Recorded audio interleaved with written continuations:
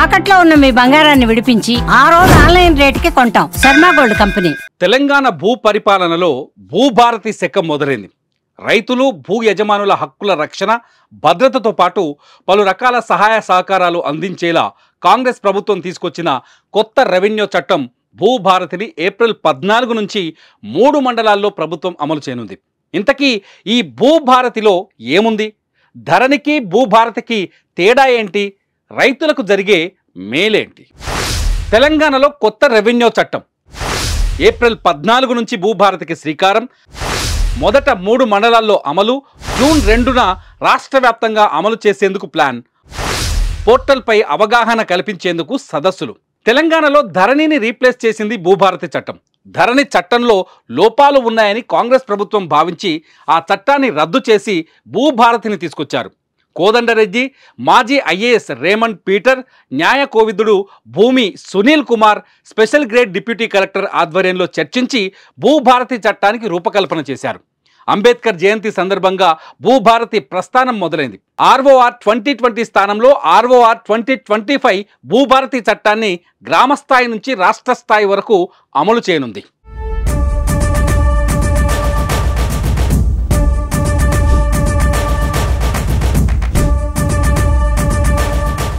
ధరణిలో లోపాలను సవరించి భూభారతిని రూపొందించారు. గతంలో ధరణిలో 33 మాడ్యూళ్లు ఉన్నాయి.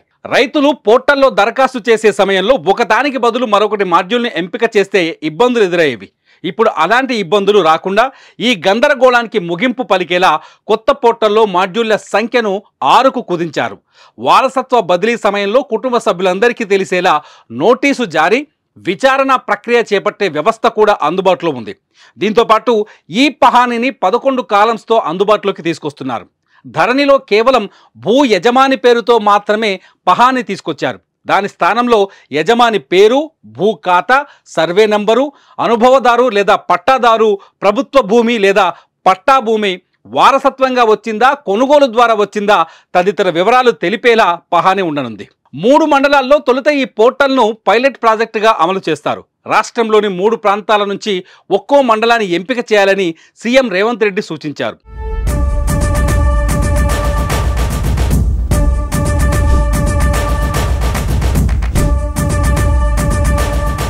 జూన్ 2న తెలంగాణ రాష్ట్ర ఆవిర్భావ దినోత్సవం సందర్భంగా రాష్ట్ర వ్యాప్తంగా భూభారతి చట్టాన్ని పూర్తి స్థాయిలో అమలు చేయడానికి ప్రభుత్వం ప్లాన్ వేస్తోంది. ఎటువంటి సమస్యలు రాకుండా ముందుగానే జాగ్రత్తలు తీసుకోవాలని ప్రభుత్వం భావిస్తోంది. ఈ మేరకు కొత్త పోర్టల్పై ప్రజలకు అవగాహన కల్పించేందుకు రాష్ట్ర వ్యాప్తంగా అవగాహన సదస్సులు నిర్వహించడానికి సన్నాహాలు చేస్తున్నారు. మొదట అమలయ్యే 3 మండలాల్లో కలెక్టర్ల ఆధ్వర్యంలో సదస్సులు నిర్వహించాలని రేవంత్ రెడ్డి ఆదేశించారు. భూభారతి పోర్టల్ను ప్రజలకు, రైతులకు అర్థమయ్యేలా సులభమైన భాషలో ఉండేలా డిజైన్ చేస్తున్నట్టు తెలుస్తోంది. ప్రజల నుంచి వచ్చే సలహాలు, సూచనలు స్వీకరిస్తూ పోర్టల్ను అప్డేట్ చేయనున్నారు. వెబ్సైట్తో పాటు యాప్ను పకడ్బందీగా నిర్వహించాలని సీఎం ఇప్పటికే ఆదేశాలు జారీ చేశారు. భూభారతి అమలుతో రెవెన్యూ వ్యవస్థలో కీలక మార్పులు ఉండనున్నాయి.